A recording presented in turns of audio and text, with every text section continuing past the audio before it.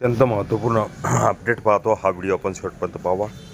शासकीय कर्मचाऱ्यांच्या कुटुंबासाठी शासनाचा महत्त्वपूर्ण निर्णय 12 ऑगस्टचा 2026चा महत्त्वपूर्ण नवा शासन निर्णय निर्गमित 13 ऑगस्ट 2026 राज्यातील शासकीय कर्मचाऱ्यांच्या कुटुंबियासाठी महत्त्वाची बातमी समोर आली आहे।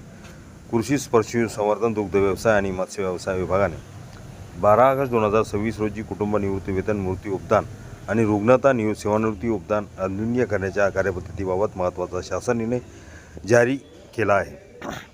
ह्या निर्णयामुळे विशेषतः राष्ट्रीय निवृत्ती वेतन प्रणाली NPS अथवा परिभाषित अंशदान निवृत्ती वेतन योजना लागू असलेल्या कर्मचाऱ्यांचा सेवेत असताना मृत्यू झाल्यास त्यांच्या कुटुंबाला मिळणाऱ्या लाभाबाबत प्रक्रिया अधिक स्पष्ट करण्यात आली आहे। NPS कर्मचाऱ्यांच्या कुटुंबाला कुटुंब निवृत्ती वेतनाचा मार्ग स्पष्ट परिभाषित अंशदान निवृत्ती वेतन योजना तसेच राष्ट्रीय निवृत्ती वेतन प्रणाली NPS अंतर्गत कार्यरत असलेल्या कर्मचाऱ्यांचा सेवेत असताना मृत्यू झाल्यास त्यांच्या कुटुंबाला कुटुंब निवृत्ती वेतनाचा लाभ देण्याबाबत शासनाने कार्यपद्धती स्पष्ट केली आहे।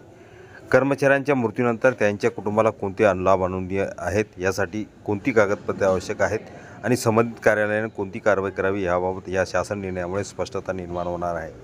महाराष्ट्र नागरी सेवा 1982 अंतर्गत पर्याय निवडल्यास लाभ शासनाच्या निर्णयातील महत्त्वाच्या तरतुदीनुसार कर्मचाऱ्यांच्या मृत्यूनंतर त्यांच्या कुटुंबाने नमुना 3 नुसार महाराष्ट्र नागरी सेवा निवृत्ती वेतन नियम 1982 अंतर्गत कुटुंब निवृत्ती वेतनाचा लाभ घेण्याचा विकल्प निवडला असल्यास संबंधित कुटुंबाला कुटुंब निवृत्ती वेतन तसेच मृत्यू उपदान मंजूर करण्यासाठी संबंधित कार्यालयांनी शासन निर्णयानुसार पुढील कार्यवाही करणे आवश्यक राहणार आहे।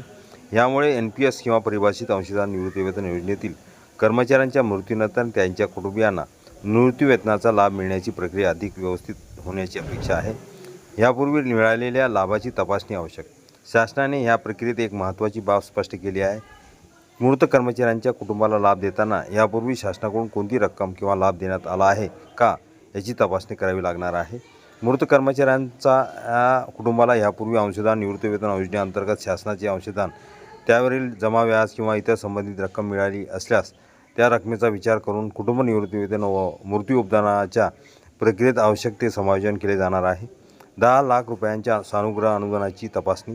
या शासन निर्णयातील आणखीन एक महत्त्वाचा मुद्दा म्हणजे 10 लाख रुपयाच्या सानुग्रह अनुदानाबाबतची तपासणी। परिभाषित अंशदान निवृत्ती वेतन योजना लागू असलेल्या मृत कर्मचाऱ्यांच्या कुटुंबाला किंवा कायदेशीर वारसाला यापूर्वी 10 लाख रुपयाचे सानुग्रह अनुदान देण्यात आले आहे का, तसेच अंशदान निवृत्ती वेतन योजनेतील शासनाचे अंशदान आणि त्यावरील जमा व्याजाची रक्कम परत करण्यात आली आहे का याची प्रथम खात्री करण्याचे निर्देश देण्यात आले आहेत। जर यापूर्वी शासनाकडून अंशदान व त्यावरील व्याज 10 लाख रुपयाचे सानुग्रह अनुदान किंवा दोन्ही लाभ देण्यात आले असतील तर कुटुंब निवृत्ती वेतन आणि मृत्यू उपदान मंजूर करताना यापूर्वी मिळालेल्या रकमेचे आवश्यक समायोजन करणे बंधनकारक राहणार आहे। संबंधित कार्यालयावर महत्त्वाची जबाबदारी। या निर्णयामुळे मृत कर्मचाऱ्यांच्या कुटुंबाला लाभ देण्यापूर्वी संबंधित कार्यालयाला उपलब्ध अभिलेखाची तपासणी करावी लागणार आहे। यामध्ये कर्मचाऱ्यांच्या सेवेशी संबंधित माहिती, NPS परिभाषित अंशदान निवृत्ती वेतनातील अंशदान, शासनाचे अंशदान, जमा व्याज, यापूर्वी दिलेले सानुग्रह अनुदान तसेच कुटुंबाने निवडलेला निवृत्ती वेतनाचा विकल्प याचा विचार केला जाणार आहे। तपासणीनंतर शासन निर्णयातील तरतुदीनुसार कुटुंब निवृत्ती वेतन, मृत्यू उपदान आणि इतर अनुदान लाभाची कारवाई केली जाणार आहे। कर्मचाऱ्यांच्या कुटुंबियांसाठी दिलासा।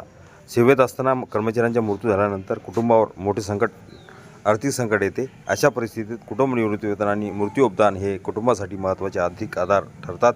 त्यामुळे NPS किंवा परिभाषित अंशदान निवृत्ती वेतन योजनेतील मृत कर्मचाऱ्यांच्या कुटुंबाला कोणत्या पद्धतीने लाभ द्यायचे याबाबत शासनाने स्पष्ट कार्यपद्धती निश्चित केल्याने संबंधित कुटुंबांना दिलासा मिळण्याची शक्यता आहे।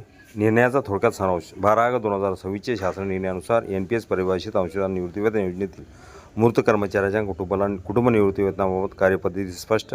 नमुना 3 नुसार महाराष्ट्र नागरी सेवा निवृत्ती वेतन नियम 1982 अंतर्गत विकल्प निवडल्यास नियमानुसार लाभ देण्याची कारवाई। मृत्यू उपदान मंजूर करण्याबाबत संबंधित कार्यालयाला स्पष्ट निर्देश। यापूर्वी शासनाकडून मिळालेल्या अंशदान व त्यावरील व्याजाची तपासणी। यापूर्वी मिळालेल्या 10 लाख रुपयाच्या सानुग्रह अनुदानाची तपासणी। आधी मिळालेल्या रकमेचा कुटुंब निवृत्ती वेतन व मृत्यू उपदानाच्या प्रक्रियेत आवश्यकतेनुसार समायोजन। संबंधित कार्यालयाने शासन निर्णयानुसार अभिलेख तपासून पुढील कारवाई करणे आवश्यक।